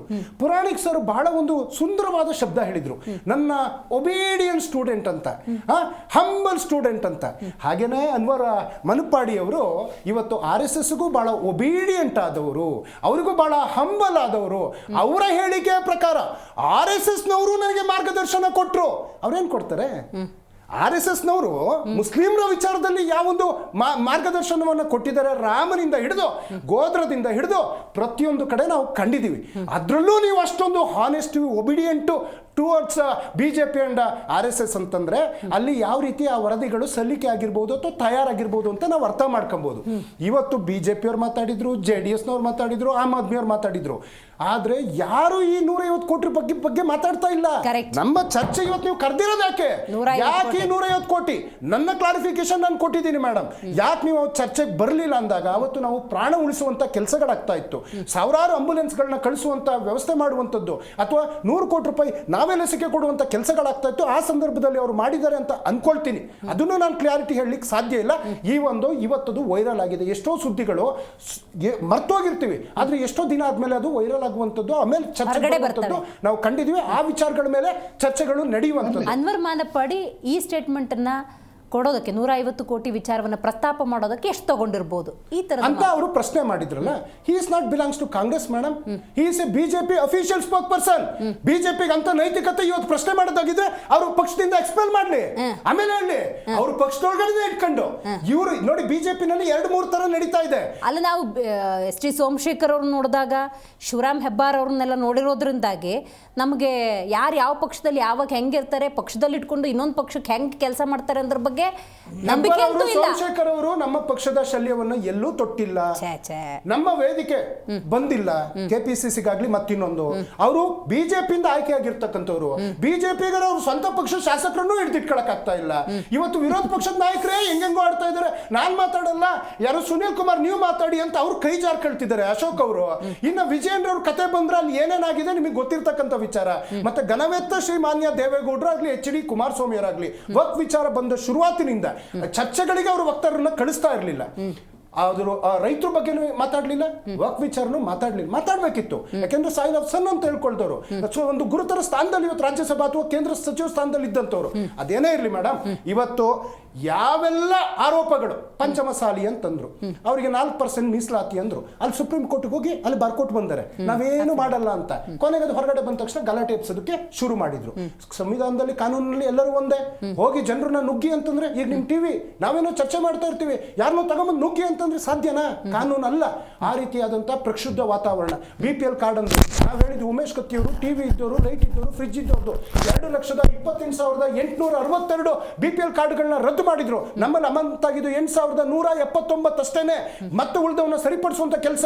ಆದ್ರೆ ಇದು ಕಾರಣನೇ ಆಧಾರ್ ಲಿಂಕ್ ಆಗಿರ್ತಕ್ಕಂಥದ್ದು. ಕೇಂದ್ರ ಸರ್ಕಾರದ ಮಾನದಂಡ ಅಂದ ತಕ್ಷಣ BPL ವಿಚಾರ ಬಿಟ್ರು. ಇವಾಗ ವಫ್ ವಿಚಾರಕ್ಕೆ ಬಂದು ತಾವೇನು ಸಂಚು ರೂಪಿಸ್ತಾ ಇದ್ರಿ, ನಾವು ಇಟ್ವಿ ಅವರಿಗೆ. ನೋಡಿ ಸ್ವಾಮಿ, 1,765 ನೋಟಿಸ್ ನಾವು 124 ವಾಪಸ್ ತಗೊಂಡ್ವಿ. ನೀವು ಆ ಪಡಿತರ ಚೀಟಿಲಿ 3 ಕೋಟಿ ರೂಪಾಯಿ ದಂಡ ಹಾಕಿದ್ರಿ. ಇಲ್ಲಿ 1,735 ಜೊತೆಗೆ ಪರಭಾರ ಮಾಡಿಕೊಟ್ಟಿದ್ದಾರೆ 2,835. ಮತ್ತೆ ವಕ್ಫ್ ಆಸ್ತಿಯ ಏನೋ ಸುರಕ್ಷತೆಗಾಗಿ 40 ಕೋಟಿ ರೂಪಾಯಿ ಬಿಜೆಪಿ ಅವ್ರು ಕೊಟ್ಟಿರೋದು. ಇವತ್ತು ಬಂದು ಈ ರೀತಿಯಾದಂತಹ ವಿಚಾರಗಳನ್ನ ಜೊತೆಗೆ ಸೆಷನ್ಗಳನ್ನ ಸಮೇತ ಉತ್ತರ ಕರ್ನಾಟಕದ ವಿಚಾರವನ್ನು ಚರ್ಚೆ ಆಗಲಿ ಅಂತ ನಾವು ಇಟ್ಕೊಂಡಿರ್ತಕ್ಕಂಥದ್ದು. 2 ದಿನ ಪಂಚಮಸಾಲಿ ಅಂತೇಳಿ ಅವರೇ ಕ್ರಿಯೇಟ್ ಮಾಡಿ ಅಲ್ಲೇ ಹಂಗಾಮ ಮಾಡಿ ಅದನ್ನ ತಪ್ಪಿಸುವಂತ ಕೆಲಸ ಮಾಡಿದ್ರು. ಇನ್ನಾದ್ರೂ ಬುದ್ಧಿ ಕಲಿತು. ಜೊತೆಗೆ CBI ದೇಶದಲ್ಲಿ ಇಡೀ ದೇಶದಲ್ಲಿ ನಿಜವಾಗ್ಲೂ ಇದ್ರೆ ಅವರೇ ಟೊಮೊಟೊ ಕೇಸ್ ದಾಖಲಿಸ್ಕೊಂಡು ಅದೇನು ಎಂಕ್ವೈರಿ ಮಾಡ್ತಾರೋ ಮಾಡಿ. ನೀವೇನು ಕಂಪ್ಲೇಂಟ್ ಕೊಡಲ್ಲ? ಅಲ್ಲ, ಖಂಡಿತ ನಮ್ಮ ಕಾನೂನು ಘಟಕ ಏನ್ ಮಾಡ್ತದೆ ಅನ್ನುವಂಥದ್ದು ಇವಾಗ ಸೆಷನ್ ನಡೀತಾ ಇದೆ. ಖಂಡಿತವಾಗ್ಲೂ we will take a call madam. Okay, Rudradev ಅವರೇ ನೀವು ಮಾತಾಡಬೇಕು. ಆರೋಪ ಮಾಡೋದಾದ್ರೂ ನೆಟ್ಟಗ್ ಮಾಡಿ ಅಂತಿದ್ದಾರೆ ಅಷ್ಟೇ, ನೇರವಾಗಿ ಕಾಂಗ್ರೆಸ್ ವಕ್ತಾರರು. ನೋಡಿ ಮೇಡಮ್, ಈಗ ಸಂಬಂಧಪಟ್ಟಂತೆ ಕಾಂಗ್ರೆಸ್ ಎಲ್ಲೆಲ್ಲಿ ಸೋಲ್ತದೆ EVM ನ ದೂಷಣೆ ಮಾಡ್ತಾರೆ ಮೇಡಮ್. ಈಗ ಸ್ನೇಹಿತರು ಮಾತಾಡಿದ್ರು, EVM ನ ದೂಷಣೆ ಮಾಡ್ತಾರೆ, ಗೆದ್ದಿರೋ ಜಾಗದಲ್ಲಿ ಪ್ರಶ್ನೆ ಮಾಡೋದಿಲ್ಲ. ಇದನ್ನ ಸಂಬಂಧಪಟ್ಟ ಮಾತಾಡಬೇಡಿ. EVM ಡಿಸ್ಕಷನ್ ಅಲ್ಲಿಲ್ಲ. ಏನೋ ಒಂದು ಸ್ಟಾರ್ಟ್ ತಗೊಂತಾ ಇದ್ದಾರೆ ಅವರು. Let him take a start. Aam Aadmi sir ಅವ್ರು ಮಾತಾಡ್ತಿರೋರು. ನಾನಲ್ಲ ಆಮ್ ಆದ್ಮಿ ಮಾತಾಡ್ತಿರೋರಲ್ಲ. AP ವಕ್ತಾರರು ಮಾತಾಡಿದ್ರು. ರುದ್ರದೇವ್ ಅವರೇ ಕಂಟಿನ್ಯೂ ಮಾಡಿ. ನಾನು ಟೈಮ್ ಕೊಟ್ಟಿದ್ದೀನಿ. ನಾವು ಹೇಳಿದ್ದನ್ನು ಕೇಳೋಷ್ಟು ತಾಳ್ಮೆ ಇಲ್ವಾ ನಿಮಗೆ? ಸ್ವಲ್ಪ ಕೇಳಿ. ನಿಮ್ಮಲ್ಲಿರ್ತಕ್ಕಂಥ ಸಿದ್ಧಾಂತ ಹೆಂಗೆ ಅಂದ್ರೆ, ಯಾವಾಗ ಸಂಬಂಧಪಟ್ಟಂತ ವಿಚಾರಗಳು ನಿಮ್ಗೆ ವಿಫಲವಾಗ್ತದೆ ಅಲ್ಲಿ ಸರಿಗಿಲ್ಲ EVM. ಉದಾಹರಣೆ, ಈಗ ಇದನ್ನೇ ಎಕ್ಸಾಂಪಲ್ ಕೊಡ್ತೀನಿ ತಗೊಳ್ಳಿ. 2013ರಲ್ಲಿ ಸದಾನಂದ ಗೌಡರು 7.2 ಅಡಿಯಲ್ಲಿ ಲೋಕಾಯುಕ್ತ ಈ ವರದಿಯನ್ನ 7,000 ಪುಟಗಳ ವರದಿಯನ್ನ ಸನ್ಮಾನ್ಯ ಆನಂದಜಿಯವರು ಉಪಲೋಕಾಯುಕ್ತರು ಮುಂದೆ ಇದನ್ನ ಮಂಡಿಸ್ತಾರೆ. ಸಂಬಂಧಪಟ್ಟಂತ ಅವರು ಅದನ್ನ ಅಕ್ಸೆಪ್ಟ್ ಮಾಡಿ ತನಿಖೆಗೆ ಆದೇಶ ಮಾಡ್ತಾರೆ.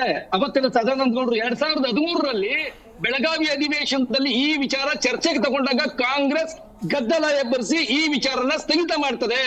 ಅಂದ್ರೆ ಹುನ್ನಾರ ನಾವು ತಗಲಾಕೊಂಡ್ಬಿಡ್ತೀವಿ, ಸಣ್ಣ ದಾರದಲ್ಲ ದೊಡ್ಡ ಹಗ್ಗದಲ್ಲಿ ತಗಲಾಕಂತೀವಿ ಅಂತೇಳಿ ಕಾಂಗ್ರೆಸ್ ಅಂತಿಂತ ಆರೋಪ ಮಾಡ್ತಿಲ್ಲ ಸರ್. ವಿಜಯೇಂದ್ರ ಅಂತ ಸಂದರ್ಭದಲ್ಲಿ ಫೋರ್ಜರಿ ಎಕ್ಸ್ಪರ್ಟ್ ಅಂತಿದ್ದಾರೆ. Are you ready to digest ಆ ಸೆಂಟೆನ್ಸ್ ಗಳನ್ನ ಅಕ್ಸೆಪ್ಟ್ ಮಾಡ್ತೀರಾ ನೀವು? ಸಾಧ್ಯನೇ ಮೇಡಮ್ 1 ಸೆಕೆಂಡ್ ನೋಡಿ. ನಾನು ಇದಕ್ಕೆ ಉದಾಹರಣೆ ಅವಾಗೆ ಕೊಟ್ಟೆ. ಈಗ ಸಂಬಂಧಪಟ್ಟಂತ ಕೋವಿಡ್ ಹಗರಣ, ಇವ್ರು ಏನಾಗಿದೆ, ತಮ್ಮನ್ನ ಈಗ ಇರತಕ್ಕಂತ ಸುಳಿಯಲ್ಲಿ ತಗಲಾಕೊಂಡ್ಬಿಡ್ತೀವಿ, ಅಗ್ಗದಲ್ಲಿ ಬಿಗಿತಾರೆ, ರಾಜ್ಯದ ಜನತೆ ದಂಗೆ ಹೇಳ್ತಾರೆ ಅಂತ ಗೊತ್ತಾಗಿ ಇವ್ರು ಏನ್ ಮಾಡ್ತಾರೆ, ಗುರುತರ ಆರೋಪಗಳು, ಆಧಾರ ಇಲ್ಲದೆ ಇರತಕ್ಕಂತ ಆರೋಪಗಳು ಮಾಡೋದೇ ಕಾಂಗ್ರೆಸ್ನ ಚಾಳಿ. ಈ ವಿಚಾರವಾಗಿ 7,000 ಪುಟಗಳಲ್ಲಿ 2,30,000 ಕೋಟಿ ರೂಪಾಯಿಗಳ ಹಗರಣ ಆಗಿದೆ ಅಂತೇಳಿ ಮಾನಪ್ಪಾಡಿ ಅವರ ವರದಿ ಲೋಕಾಯುಕ್ತ ಕೊಡ್ತದೆ. ಲೋಕಾಯುಕ್ತ ಅಕ್ಸೆಪ್ಟ್ ಮಾಡಿ ಸಂಬಂಧಪಟ್ಟಂತ ತನಿಖೆಗೆ ಆದೇಶಿಸ್ತಾರೆ.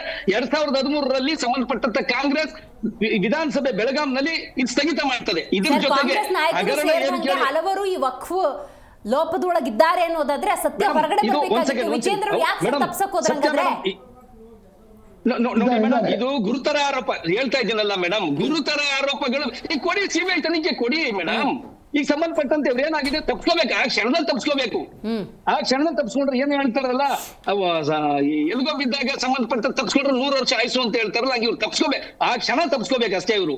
ಈಗ ನೋಡಿ ಈಗ ಏನಾಗಿದೆ, 54,000 ಎಕರೆ ಇದ್ದಂತ ಇವತ್ತು ದೊಡ್ಡ ಆಸ್ತಿ ರೈಲ್ವೆ, ಮಿಲಿಟರಿ ಇವೆರಡು ಬಿಟ್ರೆ ದೊಡ್ಡ ಆಸ್ತಿ ಅಂದ್ರೆ ಈ ಒಕ್ಕಾಸ್ತಿ. 54,000 ಎಕರೆ ಇದ್ದಂತ ಆಸ್ತಿ ಕೆಲವೇ ವರ್ಷಗಳಲ್ಲಿ 29,000 ಎಕರೆಗೆ ಬರ್ತದೆ. ಅಂದ್ರೆ ಎಷ್ಟು ಆಸ್ತಿ? 40% ಆಸ್ತಿ ಯಾರ ಪಾಲಾಯ್ತು? ಈಗ ನಾನು ದೊಡ್ಡ ಪಟ್ಟಿ ಓದ್ದೆ, ಅವ್ರ ಪಾಲ್ಗಳಾಗಿದೆ. ಈಗ ಸಂಬಂಧಪಟ್ಟಂತೆ 2 ಮೆಡಿಕಲ್ ಕಾಲೇಜ್, 8 ಇಂಜಿನಿಯರಿಂಗ್ ಕಾಲೇಜ್, 14 ವೈದ್ಯ ವೃತ್ತಿಪರ ಕಾಲೇಜು ಮತ್ತು ಶಾಲೆಗಳು, 1 ಪಂಚತಾರ ಹೋಟೆಲ್, 5 ವಾಣಿಜ್ಯ ಸಂಕೀರ್ಣ ಸೇರಿ ಒಟ್ಟು ಒಂದು ತಿಂಗಳಿಗೆ 100 ಕೋಟಿ ರೂಪಾಯಿ ಆದಾಯ ಒಕ್ಕಕ್ಕೆ ಬರಬೇಕು. ಆ 100 ಕೋಟಿ ಆದಾಯ ಬರ್ತಕ್ಕಂತ ಜಾಗದಲ್ಲಿ ಸೋರಿಕೆಯಾಗಿ ಶೂನ್ಯ, ಬಡವರಿಗೆ ತಲುಪ್ತಾ ಇಲ್ಲ. ಯಾವಾಗ 2 ನೋಡಿ ಅಲ್ಲಿ ಅಷ್ಟು ಖರ್ಚಾಗ್ತಾ ಇದೆ, ನೀವು ಒಂದೇ ಒಂದು ಡೀಲ್ ಅಲ್ಲಿ ಮುಗಿಸ್ಬಿಡ್ತಿರಲ್ಲ 150 ಕೋಟಿ. ನೋಡಿ ಅದು ನೋಡಿ ಮೇಡಮ್, ಡೀಲ್ ಅನ್ನತಕ್ಕಂಥದ್ದು ಇವ್ರು ಹೇಳಿದ್ದೆಲ್ಲ ಸತ್ಯ ಅಲ್ಲ. ಈಗ ಹಗರಣ, ಈಗ ಕೋವಿಡ್ ಹಗರಣ ಹೇಳ್ತಾ ಇದ್ದಾರೆ, ದ್ವೇಷದ ರಾಜಕಾರಣ. ಈ ಮೂಢ ಹಗರಣ ಸಂಬಂಧಪಟ್ಟಂತೆ ಅವ್ರು ಹೇಳ್ತಾರದೆಲ್ಲ ದ್ವೇಷದ ಹಗರಣ. ಪ್ರತಿಯೊಂದನ್ನು ಅವರು ಒಪ್ಕೊಳ್ಳಲ್ಲ. ತಮ್ಮ ಏನಾದ್ರೂ ಮಾಡಿ ತಾವು ಆ ಒಂದು ಒಳಕೆ ಏಟು ತಪ್ಪಿಸ್ಕೊಂಡ್ರೆ 100 ವರ್ಷ ಆಯ್ಸು ಅನ್ನಂಗೆ ಈ ಸಂದರ್ಭ ತಪ್ಪಿಸ್ಕೊಳಕ್ ಏನ್ ಬೇಕಾದ್ರೂ ಸುಳ್ಳು ಹೇಳ್ತಾರೆ. ಅಧಿಕಾರ ತನಿಖೆನೇ ಆಗ್ಬೇಕು ಅಂತ ವೆಲ್ಕಮ್ ಮಾಡ್ತೀರಾ? ಸಂತೋಷ ಮೇಡಮ್, ಅದ್ರಲ್ಲಿ ಏನ್ ಸಂಶಯನೇ ಬೇಡಿ. ಇದನ್ನ ಯಾಕೆ ಹೇಳ್ತಾ ಇದ್ದೀನಿ ಘಂಟಾಘೋಷವಾಗಿ ಅಂದ್ರೆ ಮೇಡಮ್ ನೋಡಿ, ಈ ಏನು ಈ ಸಂಬಂಧಪಟ್ಟಂತ ಒಕ್ಕ ಆಸ್ತಿ ಇದೆ, ಈ NOC ಹೆಂಗ್ ತಗೊಂತಾರೆ ನೋಡಿ, ಇದಕ್ಕೆ ಸಂಬಂಧಪಟ್ಟಂತ ದೀಣಿಗೆಗಳಿಂದ ಬಂದಿರತಕ್ಕಂತ ಆಸ್ತಿನ ಸಬ್ ರಿಜಿಸ್ಟರ್ ಆಫೀಸ್ ನಲ್ಲಿ ಸಂಬಂಧಪಟ್ಟಂತ ಇದನ್ನ ರಕ್ಷಣೆ ಮಾಡ್ತಕ್ಕಂತ ಒಬ್ಬ ಮೌಲ್ವಿ ಹೋಗ್ತಾರೆ, ಇದಕ್ಕೆ ಸಂಬಂಧಪಟ್ಟಂತ ರಿಜಿಸ್ಟರ್ ಮಾಡ್ಕೊಡ್ಬೋದು ಅಂತ. ಇದನ್ನ ಮಾಡ್ಲಿಕ್ಕೆ ಬರೋದಿಲ್ಲ ಅಂದಾಗ ಆ ಒಕ್ನಲ್ಲಿ ಇರ್ತಕ್ಕಂಥದ್ದೇನೆ ನಿರೀಕ್ಷೆ ಯಾವುದೋ ನಿರಪೇಕ್ಷಣ ಇದನ್ನ ಮಾಡಬಹುದು ಅಂತಕ್ಕಂಥ ಪತ್ರ ಕೊಡ್ತಾರೆ. ಆ ಪತ್ರದ ಮೂಲಕ ಕೆಲವು ರಾಜಕಾರಣಿಗಳು, ದೊಡ್ಡ ದೊಡ್ಡ ರಾಜಕಾರಣಿಗಳ ಹೆಸರಿಗೆ ನೋಂದಣಿ ಆಗ್ತದೆ. ಹೀಗೆ 54,000 ಎಕರೆ ಇದ್ದಂಥದ್ದು 29,000 ಎಕರೆಗೆ ಇಳಿದಿದೆ. ಅಂದ್ರೆ ದುರುಪಯೋಗ ಮಾಡ್ಕೊಂಡಿರ್ತಕ್ಕಂಥದ್ದು ಈ ಪಟ್ಟಿ 150 ಕೋಟಿ ಹಗರಣ ಇವ್ರು ತಪ್ಪಿಸ್ಕೊಳ್ಳಿಕ್ಕೋಸ್ಕರ ಕಾಂಗ್ರೆಸ್ ನ ಬುಡ ಅಳ್ಳಾಡ್ತದೆ, ಸರ್ಕಾರ ಉಳಿತದೆ ಅನ್ನೋ ಭಯದಲ್ಲಿ ಅವ್ರನ್ನ ರಕ್ಷಣೆ ಮಾಡೋ ಪ್ರಯತ್ನ ಇದೆ. ನೀವು ವಾಲ್ಮೀಕಿ ಅಂದ್ರು, ವಾಲ್ಮೀಕಿ ಹಗರಣ ಅಂದ್ರಿ, ಮೂಡಾ ಹಗರಣ ಅಂದ್ವಿ, ಎಲ್ಲ ಮಕಾಡೆ ಮಲ್ಕೊಂತ ಇದಾವೆ. ಈಗ ವಕ್ಫ್ ಅಂತಂದ್ರಿ, ಅದು ವಾಪಸ್ ಬರ್ತಿದ್ದಿಲ್ಲ ಸರ್. ನೀವೀಗ ಹೂಡಿದ ಬಾಣ ಇನ್ಯಾವ ಹೊಸ ಬತ್ತಳಿಕೆಯಲ್ಲಿ ಏನಾದ್ರು ಹೊಸ ಹಗರಣಗಳಿದ್ದಾವ ಹೆಂಗೆ? ಅಂದ್ರೆ ನನ್ನ ಉದ್ದೇಶ ಗೊತ್ತಾ, ನೀವು ಪ್ರತಿಪಕ್ಷದಲ್ಲಿದ್ದೀರಿ ಸರ್, ನಾನು ಒಳ್ಳೆ ಪ್ರಶ್ನೆ ಕೇಳಿ ಅನುದಾನವನ್ನು ಮಗದೊಂದು ತರೋ ನಿಟ್ಟಿನಲ್ಲಿ ಅಭಿವೃದ್ಧಿ ವಿಚಾರದಲ್ಲಿ ಆರೋಪ ಮಾಡಿದ್ರೆ ಹೌದು. ಇವತ್ತು ರಾಜ್ಯದಲ್ಲಿ ಬೇಕಾದಷ್ಟು ಬೆಳೆಗಳನ್ನ ಕಳ್ಕೊಂಡಿರುವಂತ ರೈತರಿದ್ದಾರೆ. ಉತ್ತರ ಕರ್ನಾಟಕ ಭಾಗ ಅಂದಾಗ ಅಕ್ಷರಶಃ ನಲ್ಗೋಗಿದ್ದಾರೆ. ಅಲ್ಲಿ ಎಷ್ಟೇ ಶಾಸಕರು ಬರ್ಬೋದು, ಆದ್ರೆ ಸದನದಲ್ಲಿ ಸರಿಯಾದಂತ ಚರ್ಚೆ ಆಗೋದಿಲ್ಲ. ಅದೇ